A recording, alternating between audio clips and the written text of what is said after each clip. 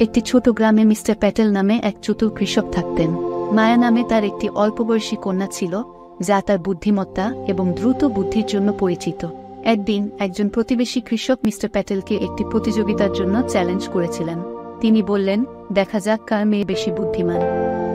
আমরা প্রত্যেকে আমাদের মেয়েকে এক ব্যাগ গম দিয়ে বাজারে পাঠাব এবং যে সবচেয়ে ভালো ডিল পাবে সে বিজয়ী হবে।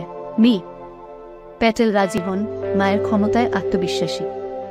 বাজারের দিন তিনি মায়ের হাতে এক ব্যাগ গম দিয়ে বললেন, মনে রেখো মায়া, এটা শুধু পরিমাণের কথা নয়, চুক্তির গুণমানের কথা।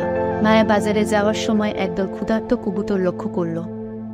অবিলম্বে গম বিক্রি করার পরিবর্তে সে কবুতরকে খাওয়ানোর সিদ্ধান্ত নিয়েছে। একজন সহৃদয় বণিক দয়ার এই কাজটি পর্যবেক্ষণ করেছিলেন এবং তাকে একটি বিশেষ ভেষজ অফার করেছিলেন, যা গমের স্বাদ বাড়ানোর জন্য পরিচিত। অবশেষে মায়া যখন বাজারে পৌঁছল, তখন প্রতিবেশী কৃষকের মেয়ে ইতিমধ্যে তার গম বিক্রি করছিল। যা হোক, মায়ার চতুর কৌশল কেবল কবুতরদেরই নয়, বাজারগামীদেরও দৃষ্টি আকর্ষণ করেছিল। মায়া ভেষজটির উপকারিতা ব্যাখ্যা করেছিল এবং শীঘ্রই লোকেরা তার গম বেশি দামে কিনতে আগ্রহী হয়েছিল। প্রতিবেশী কৃষকের মেয়ে শুধুমাত্র পরিমাণে মনোযোগী, মায়ের চুক্তির গুণমানের সাথে তাল মেলাতে পারেনি।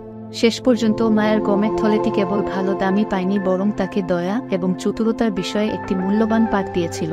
গল্পের নৈতিকতা হল যে কখনো কখনো দয়া এবং বুদ্ধিমত্তা একত্রিত হয়ে সর্বোত্তম ফলাফলের দিকে পরিচালিত করে।